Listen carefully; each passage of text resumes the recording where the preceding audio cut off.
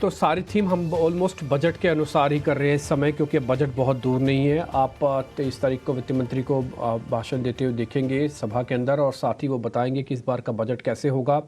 लेकिन ठीक उससे पहले बहुत बड़े बड़े एक्सपर्ट्स हैं जो टिपिकली इस बजट को कई सालों से देख रहे हैं, समझ रहे हैं, उनसे भी हम एक बार आइडिया लेने की कोशिश कर रहे हैं कि अच्छा बाज़ार के अंदर इस समय क्या और कैसे देखा जाए, सरकार की सोच क्या हो सकती है।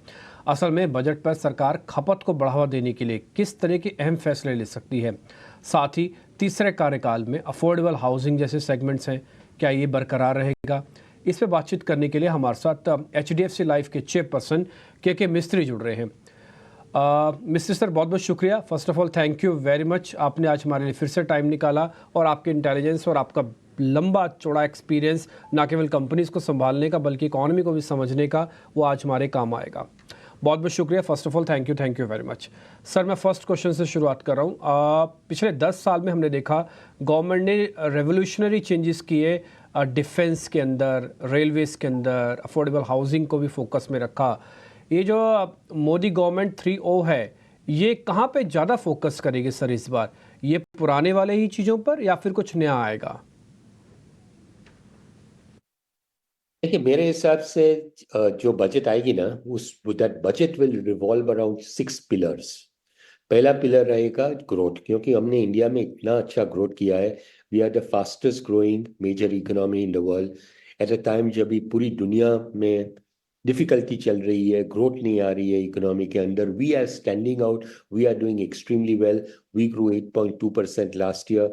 This year expectation is 7.2%, and probably we may grow even faster than that. So growth, momentum on growth will continue, in my opinion, in the budget.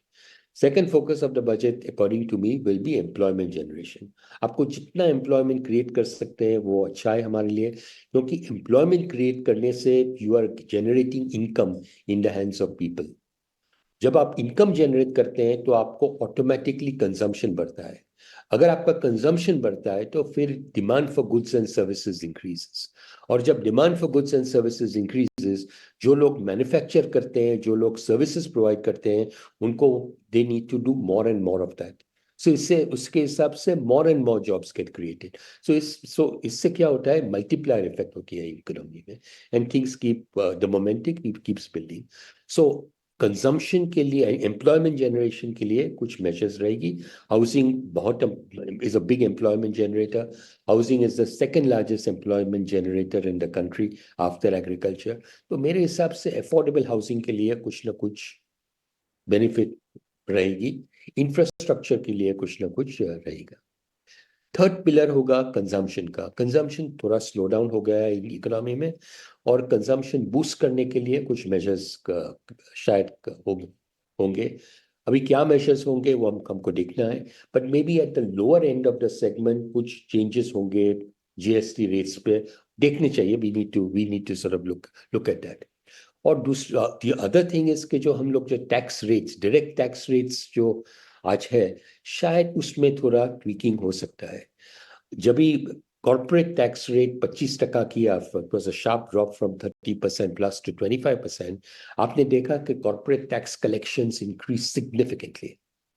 Maharashtra ने जब स्टैम्प ड्यूटी ड्रॉप किया था on property registration in October 2020, आपने देखा कि property registration numbers boosted और stamp duty collections increase significantly.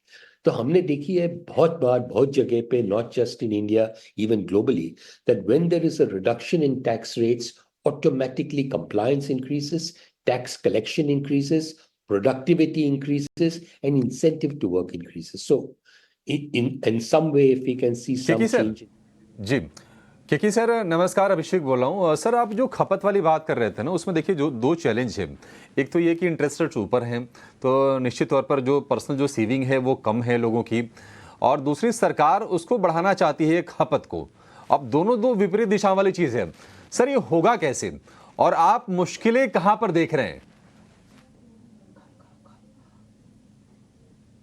देखिए, मेरे हिसाब से क्या हुआ है कि एक 1 year और 2 years can not be taken as a sample or as an indication के फ्यूचर में भी ऐसा होगा। Household savings has come down as a percentage of GDP, वो सही है, but within household savings, financial savings has come down more, and saving into real assets like housing has gone up. But overall consumption has also come down, but consumption of high-end products has been strong. Consumption of products consumed by the mass market, उसमें थोड़ी गिरावट आई है. I think उसमें थोड़े बहुत changes हो सकते हैं, and some measures will be taken to boost consumption and to boost savings. But we must remember that the world is facing massive inflation or had faced massive inflation. हमारे यहाँ inflation बहुत control में था because the government and RBI ने बहुत अच्छा काम किया. They did a fantastic job in terms of keeping inflation under control. पर थोड़ा बहुत तो इन्फ्लेशन हर जगह पे हुआ है, including in India. And because of that the common man को थोड़ा सेविंग के लिए, his savings may have got impacted. This is temporary. Inflation has been brought under control. Core inflation अभी 3.13, 3.13% है in June. So I think this will come back. Household savings will start coming back, and consumption will also start improving, in my opinion, in the coming year.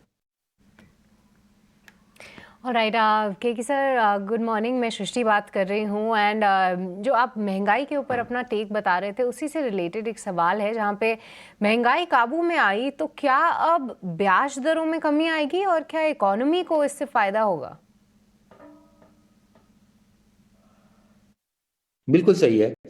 Interest rates काफी, I mean because of inflation in 2022 हमने देखी कि 250 basis points interest rates have gone up. अगर आपने housing loan 2022 की शुरुआत में ली होती तो your rate would have been 7.5%. आज वही लोन आप सर्विस कर रहे हैं 10% पे, because 2.5% is the interest rate increase. So now 2.5% on a 7.5% base is almost a 33% increase. This is one time. तो ये हो गया. Inflation has been brought down. Inflation has been controlled.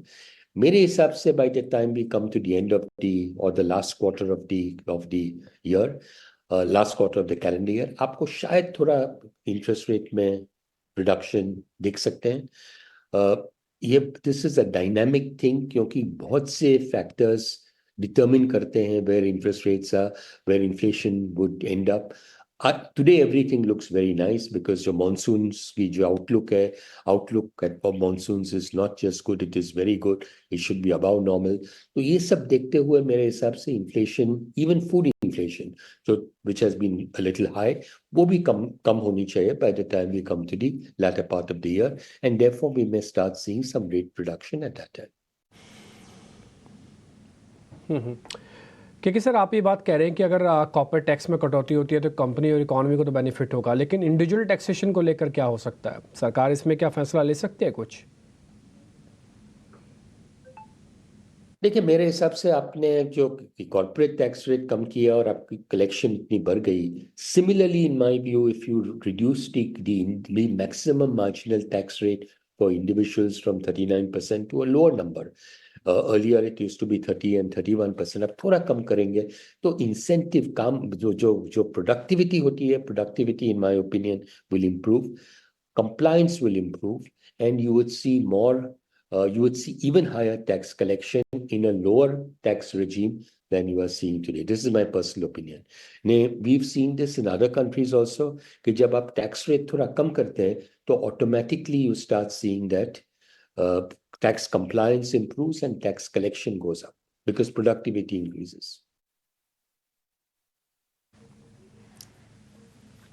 क्योंकि सर एक आखिरी सवाल है. आपने कहा भी कि महंगी चीज़ों की जो बिक्री है वो बढ़ी है, तो निश्चित तौर पर हाउसिंग में भी ना लग्जरी पर लोगों का फोकस बढ़ा है और अफोर्डेबल वाला सेगमेंट जहां पर सरकार का फोकस भी होता है उसमें ग्रोथ थोड़ी धीमी है.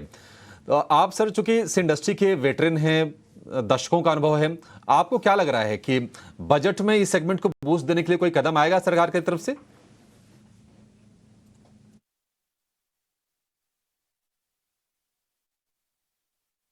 देखिए, मेरे हिसाब से गवर्नमेंट ये बजट में शायद अफोर्डेबल हाउसिंग के लिए कोई ना कोई मेजर announce करेंगे. We'll have to wait and see what that measure is and if they do announce. But in my opinion, something could be done for the affordable housing segment. अभी आप जो luxury housing और high-end housing की बात करें, you must remember that from 2016 to 2020, that high-end housing जो आप बात कर रहे हैं, उसमें बहुत, it had shown a big decline. And then from the latter part of 2020, वापस वो high-end housing started taking increasing sharply. तो आप जो if you take a view from 2016 to 2024, 8 साल का, if you take an average kind of a growth, it has not been abnormal. It has just been that 16 to 20 was flat to lower, and then 20 to 24 was a sharp spike. So आप जो average करेंगे over that period of time, it would not look so strong. But again, coming back, मेरे हिसाब से affordable housing के लिए काफी growth opportunities है. और ये जो affordable housing है, it is not only, we are not talking of tier 1 cities only, we are talking of tier 1, tier 2, tier 3 cities, we are talking of pan India. और जो पेनिट्रेशन हाउसिंग की है वो आज तक बहुत कम है. हमारे यहाँ यंग पॉपुलेशन है, 2/3 of our population is below 35 years. People start buying a house typically when they are about 37, 38 years old. तो आप जो next 5 साल 10 साल में इतना, मेरे हिसाब से you will see such a huge growth in the demand for housing that the growth of housing will remain very strong. ठीक है केके सर, बहुत बहुत शुक्रिया, थैंक यू वेरी मच. बहुत अच्छे से आपसे बात हुई आज, और बहुत सारे ऐसे मुद्दे थे जो आप ही समझा सकते थे और आपने ही समझाए. इसके लिए बहुत बहुत शुक्रिया, थैंक यू वेरी मच. इतना हम नहीं समझ पाते. बहुत बहुत शुक्रिया, thank you very much sir. जल्दी मुलाकात होती है आपसे.